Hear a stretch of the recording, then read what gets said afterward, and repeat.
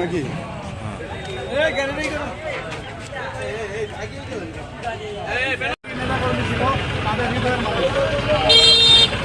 ভাই একটু পিছান আর একটু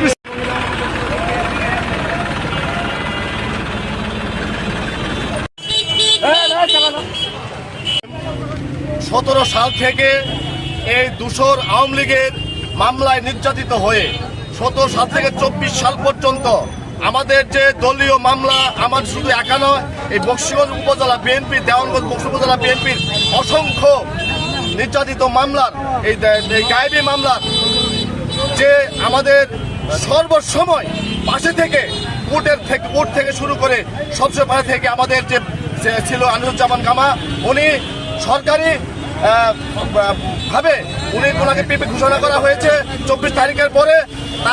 সে শুধু একজন পিপি নয়, সে একজন এই বকশীগঞ্জ উপজেলা বিএনপির এবং পৌর বিএনপির একজন নেতা, এমন নেতা শুধু একজন সভাপতি, তার বিরুদ্ধে তিনি একজন দলীয় পর্যায়ে ঊর্ধ্বতম নেতৃবৃন্দ। এবং আজকে যে আমাদের বকশীগঞ্জ থানার ওসি সাহেব, তিনিও একজন এই উপজেলার একজন সম্মানী ব্যক্তি। কিন্তু এই সম্মানী ব্যক্তি, তার থেকেও সম্মানী ব্যক্তি আমাদের নেতা, আমাদের প্রিয় নেতা আনিসুজ্জামান কামা। উনি শুধু বকশীগঞ্জের নয়, এই 7টা উপজেলার উনি একজন পিপি। তো উনিও সরকারি লোক। দুই পক্ষের সরকারি লোকের মাধ্যমে, কথার মাধ্যমে যে উচ্ছিল ব্যবহার, যে উচ্ছিল আচরণ, যে উদ্বিগ্ন কথাবার্তা আমার পিপির সাথে বলা হয়েছে, তার আমি তীব্র নিন্দা জানাই। শুধু নিন্দাই নয়, এরকম আওয়ামী লীগের সঙ্গে হাতাহাত করা ওসিকে আমি এই বকশীগঞ্জ থানা থেকে প্রত্যাহার চাই।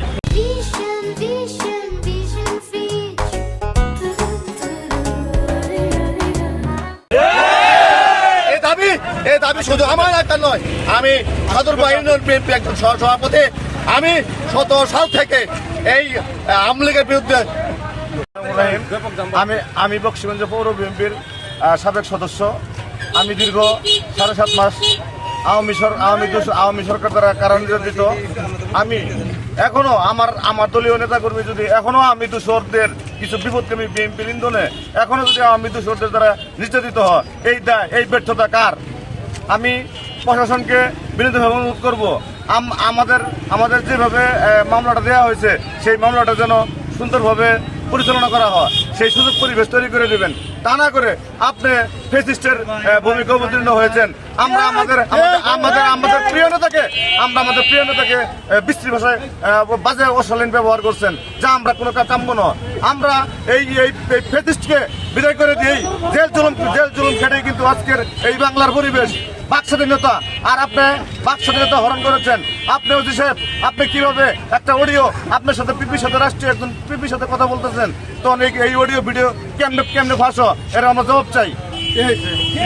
এই আওয়ামী লীগ সরকার পলানোর পরেও আমরা আরো তার বেশি নির্যাতিত, কারণ আমাদের সাথে ইউনিয়নের আমি স্বেচ্ছাসেবক দলের সভাপতি এবং 2022 সালে আমাকে কমিটি দিয়ে দিয়েছে। আমরা সুসময় ছিলাম, কিন্তু মাঝখানে একটা ঘটনা ঘটেছিল আওয়ামী লীগের সাথে। ঘটনার পর 4 তারিখে নাম্বার 1 বাবু চেয়ারম্যান ছিল, বাবু চেয়ারম্যান, তার মামলা এবার আছে বকশীগঞ্জ থানা থেকে। আমার মামলা এবার হওয়ার কথা ছিল, 4 তারিখে মামলা এবার হয় নাই। না হয় সত্যি আনিসুজ্জামান কামার কাছে আমি গিয়েছিলাম জামালপুরে, বলে এইভাবে ঘটনা, আমি সংগঠনের লোক, আমার মামলা কি করে এবার হয় না। তার সত্ত্বে আমার থানার নেতারা ফোন দেওয়ার পরে আমি বকশীগঞ্জ যাইছি, আর পরে অনেক কষ্ট, অনেক জুলুম করে নির্যাতিত করে আমার মামলা পরে এবার হলো। এখন 1 মাস পরে এখন পুলিশ প্রশাসন ভাইদেরকে বলতে চাই, আপনারা যে অবস্থান আছেন এখনো কিন্তু আপনি কোনো সহযোগিতা করতেছেন। কারণ আপনাদের একটা কথা বলতে চাই আমরা, হ্যাঁ, এখনো যে নামধারী আসামি কেন গ্রেফতার হয় না আমাদের বকশীগঞ্জ থানাতে, একারভুক্ত আসামি কেন ধরা হয় না, এই আশা ব্যক্ত করে আমি আমার দেশনেত্রী বেগম খালেদা জিয়া এবং তারেক রহমান, আমার নেতা এম রশিদুজ্জামান মিল্লাতকে নিয়ে কূটনীতিকারীদের পক্ষে এই ওসি অবস্থান নিয়েছে। আমি একটাই কথা বলতে চাই, 48 ঘন্টার মধ্যে এই ওসি যদি প্রত্যাহার না করা হয়, আমরা কঠোর আন্দোলনের ঘোষণা দিব।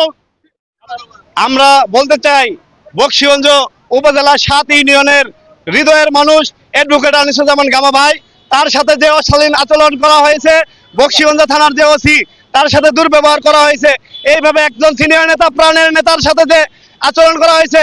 এই ওসির অবিলম্বে আমরা 48 ঘন্টা সময় বেঁধে দিতে চাই, বলতে চাই এই ওসির 48 ঘন্টার মধ্যে প্রত্যাহার না করা হলে আমরা কঠোর থেকে কঠোর আন্দোলন এই বক্সিবন্দের মাটিতে সৃষ্টি করবো ইনশাআল্লাহ।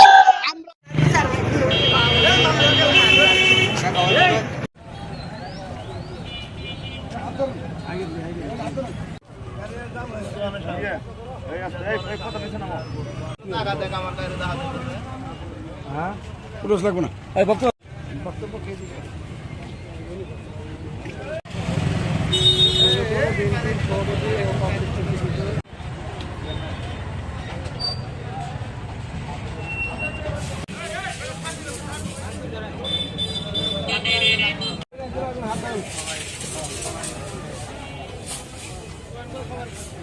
থাকেন না শেষ করতে দেন তারপরে